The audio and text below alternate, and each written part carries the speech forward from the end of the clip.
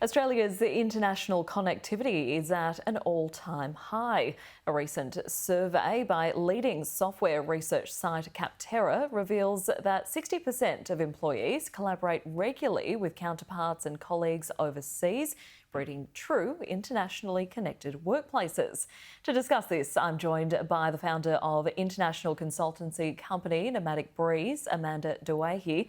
Amanda, thanks so much for your time. Now, collaborating internationally with colleagues overseas is bound to have its challenges.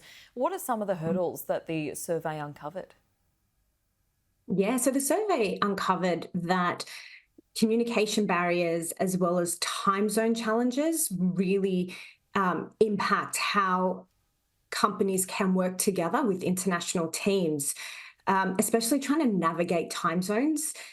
The other thing the survey highlighted was cultural sensitivities. And I do think that that poses a greater challenge for organizations who have not yet really fostered an inclusive culture already.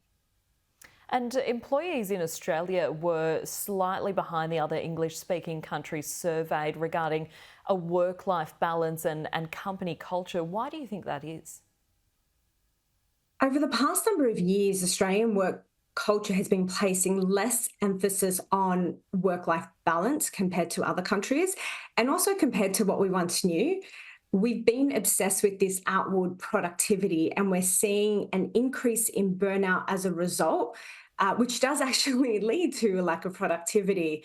I do remember a senior executive once told me that in the 80s and 90s, it was this status symbol to be seen as a senior person in an organization bragging about taking afternoons off for leisure.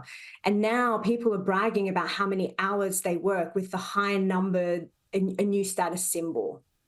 Yeah, there certainly really has been a bit of a shift in culture there. Do you think Australians really have starting to put their work-life balance first? Yeah, I do think so. And I do think that COVID allowed that to be the case. And it demonstrated that we can be working efficiently and productively and collaboratively using technology and systems and still make time for leisure and joy and time out. Now, while we have mentioned there are many hurdles with connecting with the colleagues overseas, there's also a lot of great benefits. What are some of the positive takeaways that the survey found from this international collaboration? Yeah, so the survey does suggest that the exposure to different work cultures and um, people from all around the world can really enhance these problem solving capabilities. It really does broaden an opportunity for people to learn and to see the way you look at problems differently, but also the way that you look at solutions, and have that opportunity to learn from the way people from other parts of the world have navigated it, maybe differently, but it could actually be the solution that you have yet to find. Yeah, absolutely. And with many Australian companies embracing global collaboration, is it something that's only likely to grow? And if so, how can companies mitigate the challenges that it poses? So I believe that international teams is more often than not a really good thing for organizations. I have seen it done really successfully and been part of that support of that growth.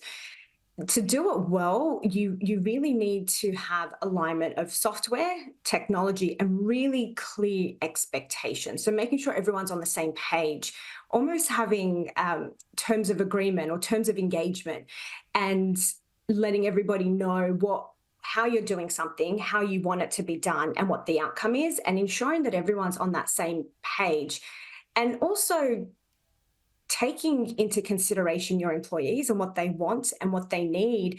And one thing that I have seen done well is ensuring that there is regular virtual meetings between senior team leaders and people around the different offices to collaborate, to also just check in and ask them what they need to be successful and to thrive, and also to be really honest and clear about what can be delivered and what can't, and instead of pretending that something can be done just to save face.